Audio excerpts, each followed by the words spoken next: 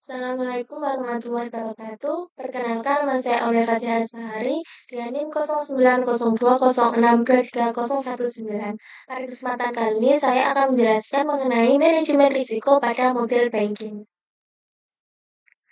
Identifikasi risiko pada mobile banking. Yang pertama yaitu kebocoran data nasabah akibat serangan cyber, malware, atau akses yang tidak sah. Yang kedua yaitu pencurian identitas melalui teknik phishing, smishing, maupun rekayasa sosial. Yang ketiga yaitu gangguan sistem atau kegagalan aplikasi yang menghambat proses transaksi.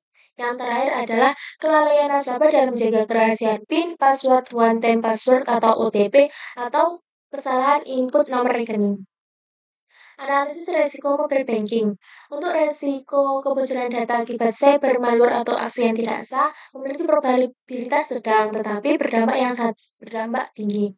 Untuk pencurian data melalui teknik phishing, smishing maupun rekayasa sosial itu berprobabilitas sedang tetapi dampaknya tinggi.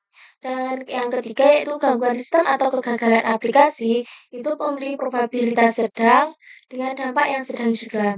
Sedangkan yang terakhir yaitu kelalaian nasabah dalam menjaga PIN, password, OTP maupun kesalahan input nomor rekening itu probabilitasnya tinggi dan dengan dampak yang tinggi. Untuk kebocoran data akibat cyber, malware atau aksi yang tidak sah menjadi prioritas utama yaitu ekstrim prioritas 1. Sedangkan untuk pencurian data melalui teknik phishing, smishing maupun rekayasa sosial menjadi prioritas kedua atau ekstrim 2. Untuk gangguan sistem atau kegagalan aplikasi menjadi prioritas keempat atau masuk dalam kategori prioritas menengah. Kemudian yang terakhir yaitu kelalaian nasabah dalam menjaga password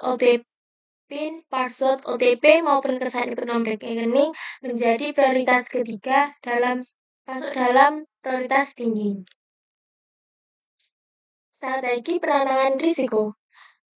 Untuk risiko kebocoran data akibat cyber, malware, atau aksi yang tidak sah, itu kita dapat mengatasi dengan strategi kurangi dan hindari. Tindakan utamanya adalah penerapan enkripsi end-to-end, penggunaan firewall dan sistem deteksi interupsi, dan pembaruan sistem keamanan secara berkala. Untuk risiko yang kedua, kita memiliki strategi yaitu mengurangi, seperti dengan tindakan edukasi nasabah mengenai modus penipuan, penerapan autentikasi multifaktor atau MFA, dan monitoring aktivitas transaksi mencurigakan. Untuk risiko yang ketiga, kita menggunakan strategi kurangi dan hindari, yaitu penerapan sistem dengan tindakan utama, penerapan sistem backup dan disaster recovery plan, uji coba beban atau stress test aplikasi secara rutin, dan pemeliharaan infrastruktur TI. Untuk risiko yang terakhir, strateginya adalah kita kurangi dan terima dengan tindakan utama yaitu sosialisasi keamanan pada nasabah dan penerapan batas percobaan login.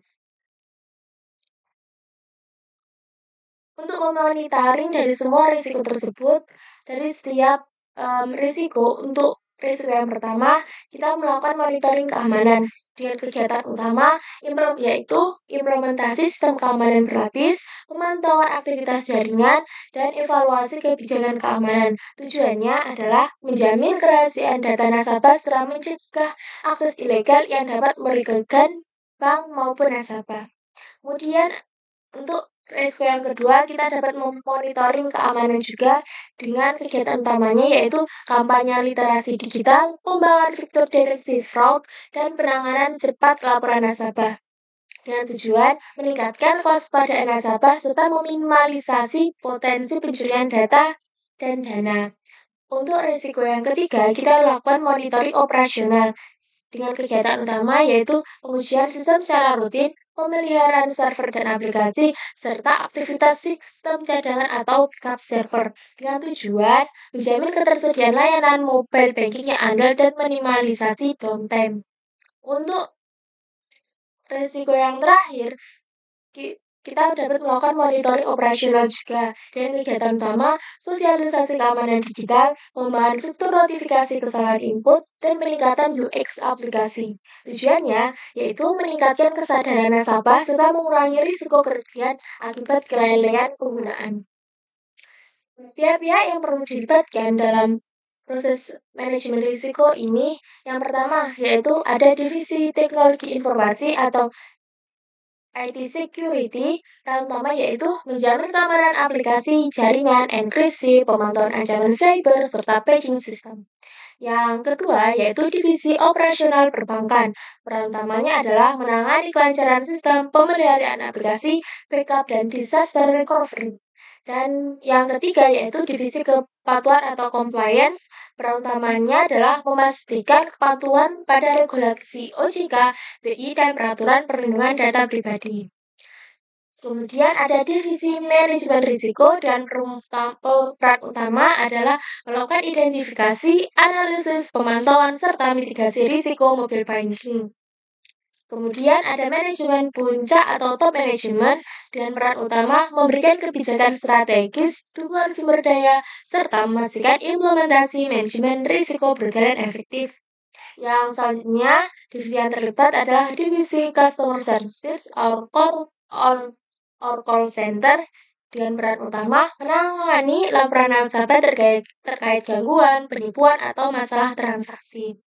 Dan pihak yang terlibat terakhir adalah nasabah atau user dengan peran utama menjaga kerahasiaan data pribadi, menggunakan aplikasi sesuai prosedur, serta melaporkan jika ada indikasi penipuan. Sekian dari penjelasan saya. Terima kasih. Mohon maaf apabila ada kesalahan kata. Wassalamualaikum warahmatullahi wabarakatuh.